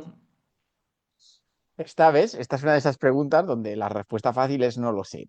Ahora lo matizo, ¿no? Pero esto es, ¿por qué digo esto? Porque no hay una regla de oro para decir, oye, yo te voy a dar diferentes contextos en los que salir de un fondo puede tener sentido, ¿vale? Pero insisto que aquí, pues, depende de demasiadas cosas. Regla, o sea, bueno, no, sin enumerar cuál es la más importante, pero por ejemplo, se acerca a tu horizonte temporal de necesitar el dinero, ¿vale? Entonces, si tú estabas en un fondo de renta variable y crees que en un año y medio vas a necesitar tu dinero, a lo mejor ya no es momento de seguir en renta variable porque estás bastante próximo a ese momento en el que vas a necesitar el dinero, que aunque no lo creáis, un año y medio es poco tiempo para estar en renta variable, con lo cual a lo mejor ya deberías estar moviéndote a otro fondo más conservador, ¿vale? Eh, Temas fiscales, por ejemplo, has dado una pérdida en otro fondo y quieres dar una ganancia en este fondo para compensar la pérdida y con la ganancia, que insisto, eso no tendrías por qué hacerlo porque la pérdida te aguanta la declaración de la renta, no sé cuántos años son, ¿vale? Pero suficientes, 4? pero por cuatro, pues por un tema fiscal a lo mejor también querrías vender un fondo. Tema de que el fondo que has comprado se está comportando peor, ya no te gusta la gestión y por tanto estás diciendo, oye, esta gestión es peor que esta otra, me voy a salir por esto. Tema de que los activos que tiene el fondo crees que empiezan a estar caros, a lo mejor has comprado el Nasdaq, llevas 5 años, te has hecho un 100% y dices, oye, ahora la tecnología me parece que está cara, me voy a salir. Quiero decir, puedo tirarme así buscando maneras y maneras, pero todo esto son opciones comprensibles de que tú puedas salir. También puedes a lo mejor querer simplemente rotar la cartera, de decir, oye, tengo mucha renta variable, me voy a cambiar a renta fija.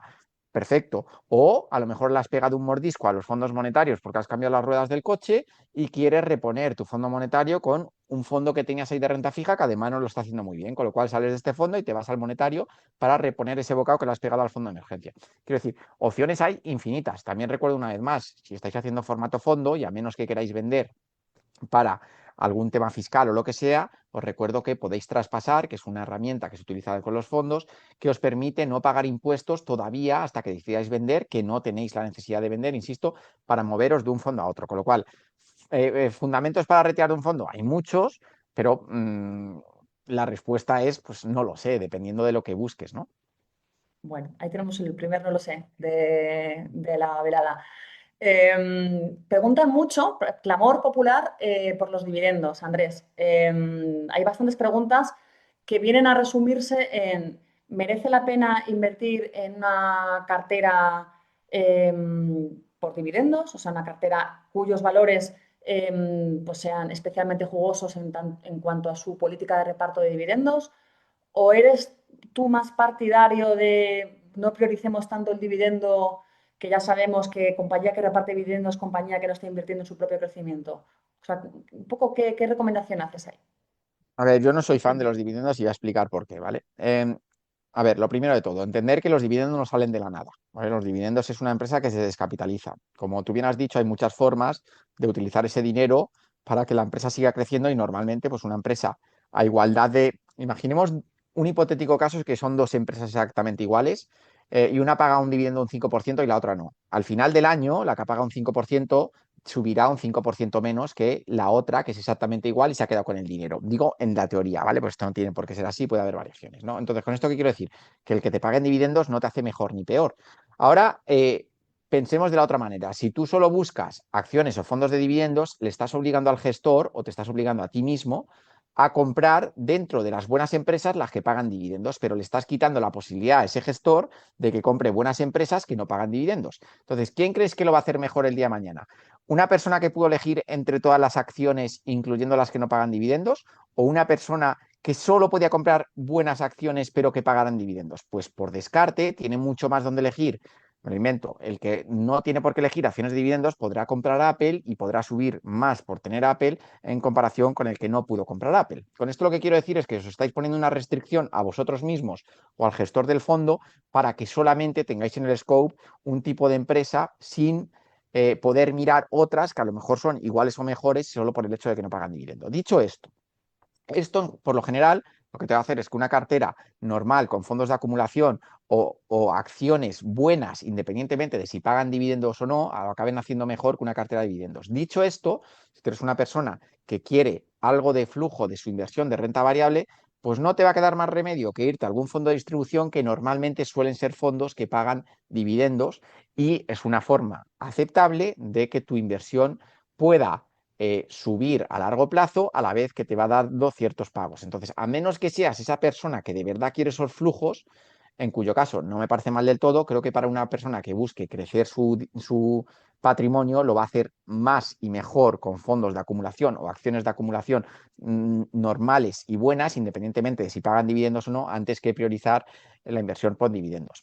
Insisto, esto es todo bastante matemático y bastante tal, pero a largo plazo, insisto, si lo que quieres es crecer patrimonio, creo que te va a ir mejor con buenas empresas, ya sean de dividendos o no, y buenos fondos, normalmente de acumulación. Ujú. Vale. ¿Con cuánto dinero se debe empezar a invertir? Nos preguntan, Andrés. Eh, con el que te puedas permitir, porque es lo que explica al principio. Si me preguntas hace 10 años, la inversión era, para empezar a invertir no era fácil, ¿sabes? No era fácil, no había opciones, no había fondos indexados prácticamente.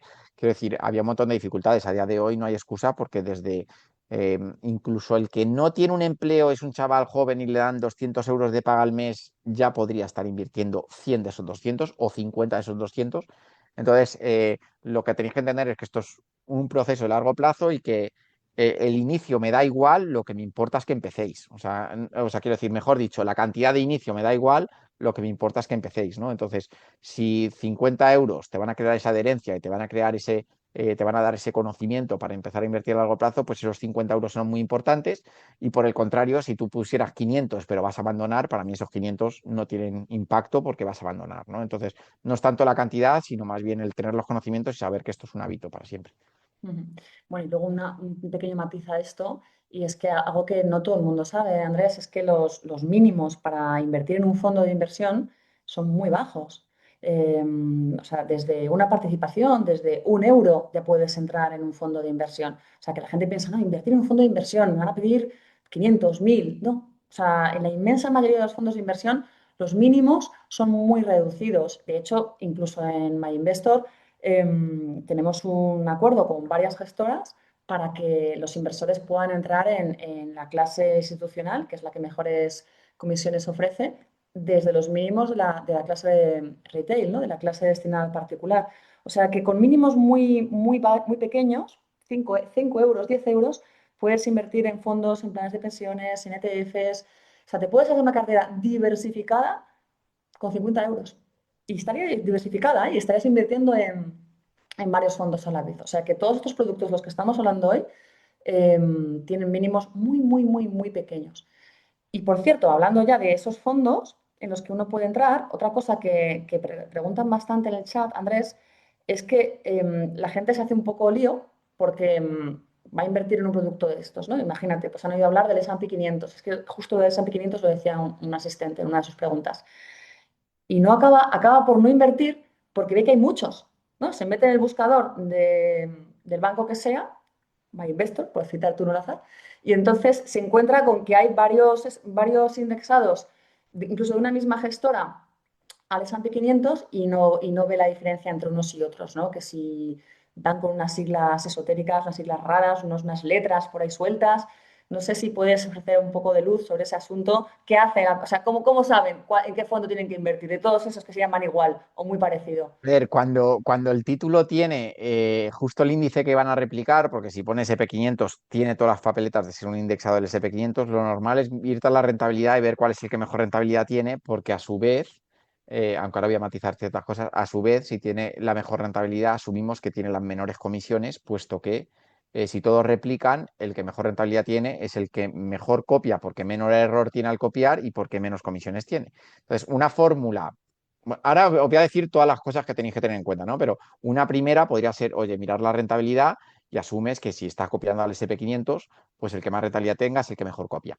Otra fórmula, buscarte las gestoras buenas. Las gestoras buenas suelen ser Vanguard, Fidelity, o puede ser BlackRock, puede ser Amundi, quiero decir, son gestoras bastante conocidas en el que es difícil que te den gato por liebre porque su competencia es tal y su competitividad entre ellas es tal que todos dan productos muy buenos, ¿no? Otra fórmula, abrirte las fichas y mirarte las comisiones, ¿vale? Mirarte las comisiones, mirarte que sean comisiones bajas, no te equivocas. Otra fórmula, mirarte los activos bajo gestión del fondo. Si los activos bajo gestión del fondo son muchos, es difícil que mucha gente se equivoque, con lo cual esa gente ya te está haciendo como de escudo a la hora de elegir qué fondos son buenos, ¿no? Hay que tener muchas cosas, aquí hay algunas cosas matizables porque cuando te salen muchos, hay algunos que a lo mejor pone Eurohedged o te ponen diferentes divisas o lo que sea, que también te puede llevar un poco al este. Entonces, estarías buscando normalmente, yo ya me lo sé, ¿no? Pero si tú buscas, por ejemplo, Fidelity SP500 EUR ACC, eso significa que es un Fidelity, que es una de las mejores gestoras del mundo, SP500, que es un indexado del SP500, que está en euros y que pone ACC, que es de acumulación. Eso cumple todos los checks de decir, oye, este es un fondo normal y corriente del SP500 de una gestora de primer nivel. En Vanguard, ¿cómo es? Es Vanguard US 500 Euro ACC. Más de lo mismo, es el mismo producto, en este caso en vez de llamarlo SP500, lo llama US 500 y es exactamente lo mismo. De hecho, los dos fondos tienen la misma rentabilidad. Entonces, quiero decir, hay pequeños trucos en los que si miras un poquito y sabes leer entre líneas, miras la rentabilidad, miras un poco las comisiones, los activos bajo gestión que tienen y en el título entiendes un poquito lo que pone en el título, pues por ejemplo, EUR de que están en euros, por ejemplo, o aunque sea en USD y que ponga CC de acumulación, ¿no? Pues todo ese tipo de cosas suelen ayudar, pero al final es una cuestión más de sentarte, ver un poco los retornos, ver cuál es el retorno más o menos habitual dentro de esos fondos para saber que no te estás mirando, porque ya cuando te lo miras en otra divisa, normalmente empiezas a ver unos retornos diferentes y en ese caso ya dices, oye, este retorno no tiene nada que ver con la mayoría de otros SP500, este no puede ser normal, este tendrá algo más, ¿no? Entonces, cuando ya ves un poco que todos los retornos de los SP500 son muy similares, pues ya normalmente te vas al que mejor retorno tiene, asegurándote que además a poder ser sea de una buena gestora, ¿no? Así es como yo creo que lo haría de cero, ¿no? No sé si tú lo harías de otra forma. No, maravilloso. Lo único simplemente añadir que en los fondos nos encontramos unas letras muy extrañas al final, muchas veces que no sabemos cuáles son, que hacen referencia a si la clase del fondo es la que se orienta a inversores institucionales o a inversores particulares. Y entonces la gestora le pone una letra. Cada gestora le pone la letra que quiere, que esa es otra. No está institucionalizado, ¿no? Cuáles son las letras, sino que cada una lo indica de una forma. Luego está lo que comentaba Andrés, que si ACC significa que es accumulated, que es un fondo de acumulación versus un fondo de distribución. O sea, hay varias siglas o letras que nos pueden confundir. He puesto un link en el chat a un artículo del blog en el que explicamos un poco todas esas siglas, esas letritas sueltas que nos encontramos, incluso dentro del mismo indexado de la misma gestora, todas esas letritas qué significan y cómo podemos orientarnos a la hora de optar por una o por otra. Los que veáis el webinar en diferido, pues os metéis en el blog de My Investor y ahí ponéis letras en el buscador y os aparece el post y ahí aparece todo explicado. Ya que estamos hablando de indexados, Andrés, preguntan también fondo indexado versus ETF. ¿Cuál es el mejor?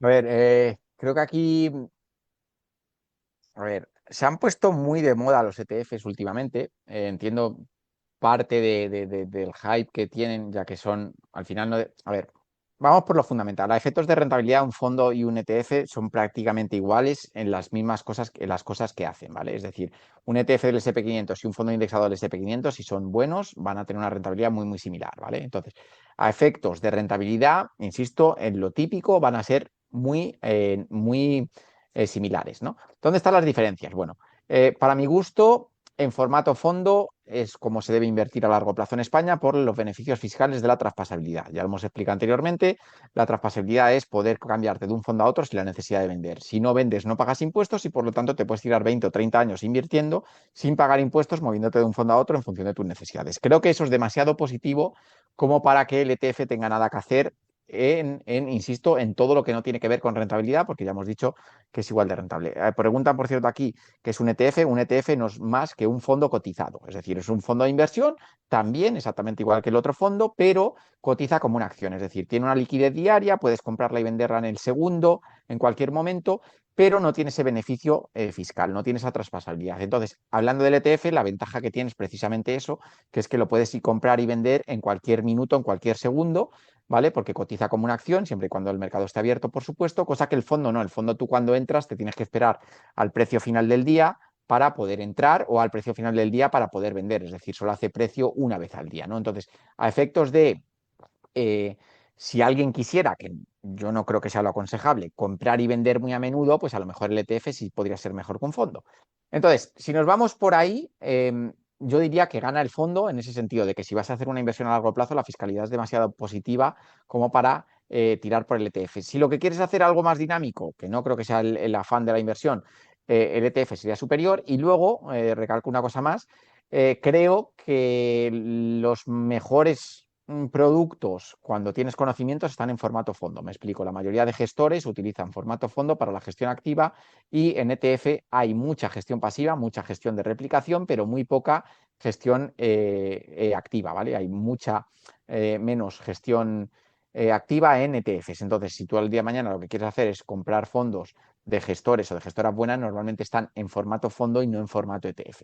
Entonces, con este popurrí de cosas, lo que quiero decir es que se puede invertir a largo plazo en ambos, que creo que a largo plazo la fiscalidad del fondo es superior y que a menos que vayas a hacer cosas donde la flexibilidad del ETF, que se puede comprar y vender mucho más fácil y mucho más rápido, te vayan a mejorar, creo que en el resto de los casos y también por las posibilidades que ofrecen o los tipos de fondos que hay, el formato fondo acaba siendo superior, ¿no? Ujú. Ahora que estamos hablando también bueno, pues de que hay más versatilidad para invertir en gestión activa a través de fondos, em, nos ha aparecido varias veces la pregunta, ¿pero realmente merecen la pena los fondos de gestión activa? Porque hay auténtico furor por la gestión indexada. Es más, hay tanto furor por la gestión indexada que incluso yo he empezado a detectar en gente que a lo mejor todavía no tiene mucha cultura financiera que la gestión indexada es de bajo riesgo per se porque es indexada. Entonces, vamos a romper una lanza por la gestión activa. ¿Tú crees que la gestión activa merece la pena o no? ¿O no piensas, o tú eres muy de gestión indexada? A ver, creo que en los años que yo llevo en esto, que tampoco son muchos, no sé, serán 10 o 12, yo creo que he encontrado un poco los dos ciclos en el que pues había una época en el que la gestión pasiva era muy, muy superior a la gestión indexada y donde los gestores eran capaces de batir a los índices habitualmente. Y ahora estamos viviendo una etapa que es totalmente contraria, donde es bastante difícil superar a los índices. No digo que no haya quien lo haga y que hay fondos muy buenos que sí baten a ciertos índices, aunque por ejemplo fondos que batan al SP500 prácticamente no hay, ¿no? Hay muy pocos. Pero entonces, con esto que quiero decir, creo que los tiempos irán cambiando y que el furor de los indexados harán que ciertas compañías o ciertos mercados estén un poco sobrevalorados por demasiadas entradas en esos mismos mercados y eso haga que el día de mañana los gestores de los que hacen gestión activa, que pueden encontrar compañías que no tienen el foco y que no tienen los inflows suficientes como para reflejar el verdadero valor de ciertas empresas que a lo mejor están infravaloradas, pues haga de nuevo que la gestión pasiva lo vuelva a hacer mejor. Moraleja, yo creo que no hay que posicionarse en uno u otro, creo que los dos tienen cabida. Por ejemplo, para mí, alguien que empieza con los indexados funciona bien, puede tener una cartera diversificada sin tener ni idea, sin analizar fondos, compra el SP500, se olvida y tal, creo que tiene mucho sentido. Por el contrario, para alguien que tiene 100.000, 200.000, 80.000, 60.000 euros y que tenga solo indexados, pues parece que creo que está diversificando de una forma relativamente pobre lo que puede ser su renta variable y que está muy atomizada en ciertas empresas que, como he dicho anteriormente, están recibiendo quizá demasiados inflows, ¿no? Entonces, no creo que haya que decir o este, creo que los dos tienen su utilidad. También la gestión indexada creo que gana atractivo en el sentido de que es muy barata, se puede hacer también en formato ETF, que ya es la gota que colma el vaso, que ya compro SP500 y vendo SP500 como si fuera una acción. Quiero decir, tiene mucho el marketing muy bien hecho, como tú bien has dicho, y encima no se requiere el conocimiento de decir, eh, voy a analizar este fondo que tiene muy buena pinta o que el gestor me gusta o que creo que tiene empresas muy baratas dentro del fondo, ¿no? Entonces, creo que por facilidad el, el cliente promedio se está yendo al ETF sin ni siquiera valorar la gestión activa, que insisto que creo que tiene su cabida. Entonces, no creo que, insisto, una de cal y una de arena para cada uno y que los dos tienen cabida en casi cualquier cartera, vamos. Mm. Bueno, lo que sí que es cierto es que es más complicado seleccionar un buen fondo de gestión activa que seleccionar un buen fondo indexado, ¿no? Porque al final los fondos indexados es pues, lo que comentabas antes, ¿no? Que repliquen bien el índice, que las comisiones sean ajustadas, poco más. Un fondo de gestión activa tenemos que comprobar si efectivamente ha batido ese índice, si lo ha hecho de forma recurrente a lo largo del tiempo, si lo ha hecho con una volatilidad ajustada, etcétera. Y eso, pues quieras que no es más difícil, pero eso no quita para que no haya valor, ¿no? Para que no haya oportunidades. Cartera permanente. Hay a muchas personas a las que les han recomendado como inicio para esto del mundo de la inversión la cartera permanente, ¿no? La estrategia cartera permanente y los fondos que utilizan esta estrategia de cartera permanente. ¿Qué opinas de esta estrategia, Andrés? Primero diré que no soy fan le pongo un nombre bonito y debajo del fondo hago un poco, porque mucha gente creo que acaba comprando cartera permanente, pues porque le dice, no, esta cartera está diversificada, tal, no sé qué, y como entra ahí como, porque me han dicho que esta es la cartera más sólida, o podemos decir, o menos volátil según qué entornos y demás, y por tanto te entras. A ver, la cartera permanente es válida desde el punto de que es una cartera diversificada, ¿sabes? Punto, diversificada entre diferentes tipos de activos, o sea, si no me equivoco, tiene renta fija, renta variable, oro, algo de monetarios y no sé si me dejo algo, ¿no?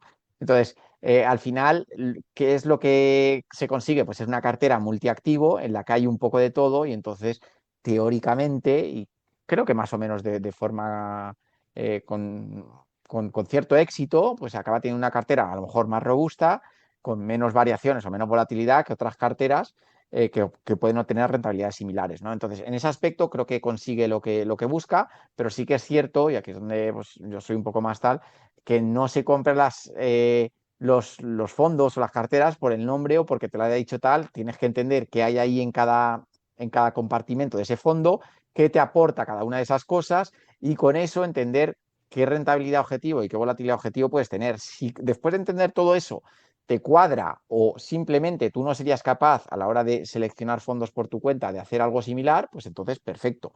Pero si tú mismo has visto eso y has visto que o bien el riesgo es para ti mucho o poco, la rentabilidad que obtiene ese tipo de cartera para ti es mucho o poco, tú serías capaz de hacer cosas a tu juicio que se adapten mejor a lo tuyo. Si ese fuera el caso, entonces ni cartera permanente ni cualquier otra cartera de nombre guay serían mejor que coger tú y decidir, oye, voy a hacer yo esto y voy a tener esta volatilidad o este beneficio o esta rentabilidad objetivo y lo voy a hacer a través de estos fondos. Entonces, matizable, no me parece mal, creo que cumple lo que pide, pero cuidado con comprar cosas que la gente no termina de comprender, sino que es más, pues, a mí me pasa mucho con los planes de pensiones de MyInvestor, que me dicen, Andrés, de los planes de pensiones de MyInvestor quiero uno así moderado. Y claro, está el MSCI World, el My Investor Value y el SP 500 y luego está la cartera permanente. Entonces le dices, oye, pues la cartera permanente es el único que buscas para lo que pides, pero tienes que entender la cartera permanente, porque si no, ¿sabes lo que te digo? Que yo te diga, si hubiera más, a lo mejor te diría, pues mira este y este, ¿no? Y ahí la acabas diciendo por la única que se adapta a las expectativas de riesgo medio para una persona que busca un plan de pensiones, ¿no? Que creo que es el único plan de pensiones de riesgo medio que tiene MyInvestor, ¿no? Bueno, yo rompo una lanza por la cartera permanente. El nombre de cartera permanente es porque se basa en una estrategia Eh, de un economista que se llama Harry Brown, que denominó a su estrategia cartera permanente, ¿no? Porque por aquello de que tiene una asset allocation, una distribución de activos que según la teoría desarrollada por este economista, pues permite posicionarse en el medio largo plazo de forma que los retornos pues más o menos son constantes, ¿no? O no demasiado volátiles pese a los distintos ciclos que atraviesan los mercados, ¿no? Porque al final, si estás en bolsa, pues ya sabes que vas a tener ciclos bajistas y ciclos alcistas. Y ahí ya, pues a medida que vas incorporando distintos tipos de activos, además de la bolsa, pues ahí no dependes tanto de si el ciclo es alcista o bajista. Bueno, pues el mix, según esta teoría, más óptimo o uno de, de las mezclas óptimas, pues es pues esta distribución que él teorizó y que los fondos que siguen esta estrategia aplican, que es lo que él bautizó como cartera permanente. Dicho esto, efectivamente, no sé de los nombres de los fondos porque el marketing está para eso. Está para, bueno, pues para... De hecho, yo recuerdo cuando quebraron los famosos fondos de Lehman Brothers, no, los de Bear Stearns, antes de la quiebra de Lehman Brothers en 2008, quebraron dos fondos que no recuerdo ahora mismo cómo se llamaban, tenían nombres en inglés, pero eran unos fondos de enhance, no sé qué, en plan rentabilidad mejorada, todo súper estupendo y tal, y quebraron, ¿no? Y después de quebrar esos hedges es cuando ya empezó a precipitarse toda la crisis financiera. Entonces hubo muchos gags, ¿no? Y mucho humor al respecto de en qué momento nos fiamos nosotros de los nombres de los hedge funds, de los que los hemos seleccionado, o sea, nos hemos metido todos ahí porque se llamaba Enhance Whatever y no nos tenemos que fiar de los nombres de los fondos, de lo único de lo que ni de las recomendaciones de los amigos, de lo que nos tenemos que fiar es de los datos objetivos, ¿no?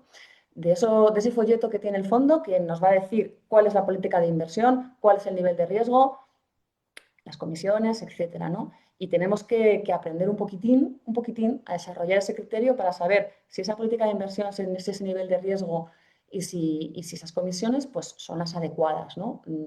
Per se y luego en función de nuestras necesidades.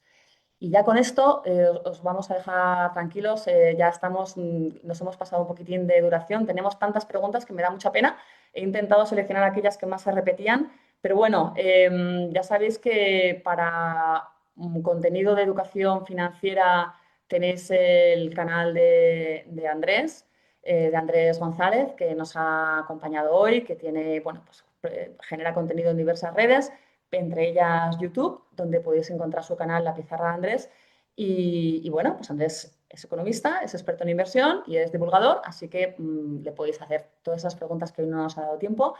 Y además de Andrés, pues también tenéis el blog de My Investor y los webinars y los podcasts y los contenidos que nosotros generamos en los que también intentamos poner nuestro granito de arena para ayudaros, ¿no? Y para intentar pues mejorar vuestra cultura financiera y aclarar todas vuestras dudas. Os animamos a que os paséis por el blog, de hecho, prácticamente todas las preguntas que he visto que no hemos podido contestar, encontraréis la respuesta trasteando en el blog. Así que solo me queda agradecerte, Andrés, tu presencia hoy y lo mucho que nos has ayudado. Muchísimas gracias por acompañarnos.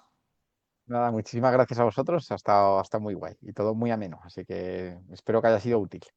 Seguro que sí. Y muchas gracias a vosotros, a los asistentes, por acompañarnos esta tarde y que paséis muy buena tarde. Hasta luego. Hasta luego, chicos.